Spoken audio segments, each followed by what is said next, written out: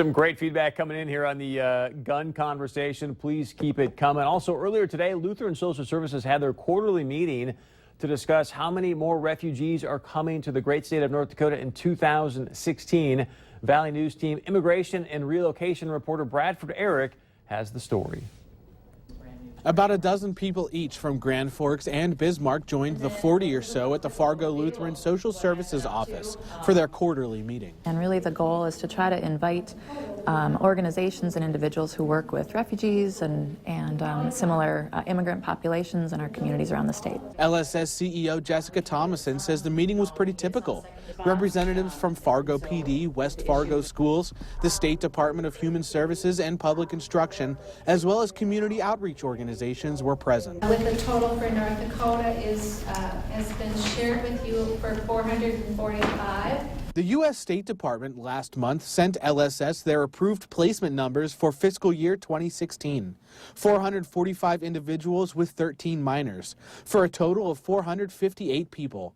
Breaking that down, 50 people will be resettled in Bismarck, 95 in Grand Forks, leaving 300 people for the Fargo, West Fargo area. I think any time that we don't necessarily have the personal experience or the information, something can be frightening to us. Shell says she's been doing the work of helping refugees for decades now, and a lot of the current fear is because many of us have no experience interacting with refugees. They're looking for them going to communities where there's more of a population base. The topic of Syrian refugees coming to North Dakota came up during the meeting, and LSS officials say they have not gotten word of any Syrian refugees coming to North Dakota, and they don't anticipate any in the near future. Our program has really seen more of our concentration of countries of origin from Somalia and Iraq and Congo and Bhutan in particular, and so we expect to continue that pattern going forward. LSS says the people settled in the Fargo, West Fargo area are mostly those with family ties or cultural ties to populations already here. Because there's no large Syrian population base in the state, they don't expect many Syrian refugees. Bradford Eric, Valley News Live. 458 more refugees coming in 2016. Would love to know your thoughts on this on our Facebook page. It has been going berserk. Well, people are not happy about more refugees coming to the great state of North Dakota. I want to remind you, as far as per capita, we are #1 in the nation in how many refugees we accept. We had Cass County Commissioner on the other night, Mr. Peterson. He said, look, Chris, we don't have a problem with accepting refugees in Cass County. We don't really know all the information yet. We don't have an issue with it at this point.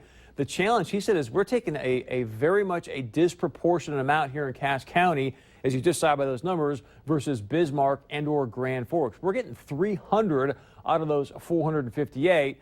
I don't think that we've got well over half the population in Cass County. Maybe we do, but I don't think the numbers simply add up. The other thing a lot of people are talking about is, hey, you know what? The refugee vetting process, it shouldn't be a challenge. People shouldn't be concerned about that. Let me remind you, obviously, what happened in San Bernardino. I know that was a spousal visa, but she actually lied on the visa situation.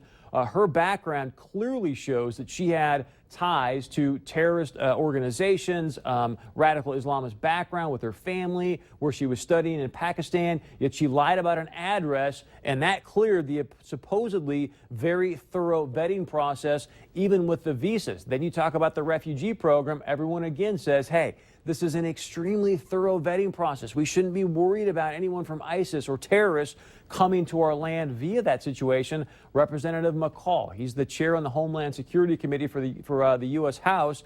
He said that people right now in the intelligence arena have said to him, look, there have been people of ISIS that have been starting to test out, feel out the refugee program to infiltrate it and obviously bring terrorists right here at home. One other key thing I will note about what Jessica Thomason just said there, she mentioned some of the major countries that we receive refugees from, Syria not being one of those, but Somalia is one of those. In case you missed this today, it was announced in Minnesota now, the 10th Minnesota man has been arrested and is accused of trying to help others leave the country to go join ISIS. You can see the 20-year-old man here. This guy actually worked in a company's security. But my point is clearly, you're talking about 10 out of the state of Minnesota within that Somali community that's down in the Minneapolis-St. Paul area.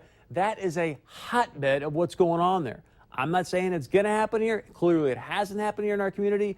but that Somali community is under a focused light right now with the FBA and other higher intelligence. The big question is to you, should we continue to have open arms here in the great state of North Dakota, or should we be more thorough about who we are letting into our state? Would love to know your thoughts. Again, please text us. It's very easy to join our conversation. There's multiple ways you can do that, but tonight text will be the easiest to get some of your feedback on the show. When we come back, earlier in the week, I sat down with a gentleman from Enbridge about the Sandpiper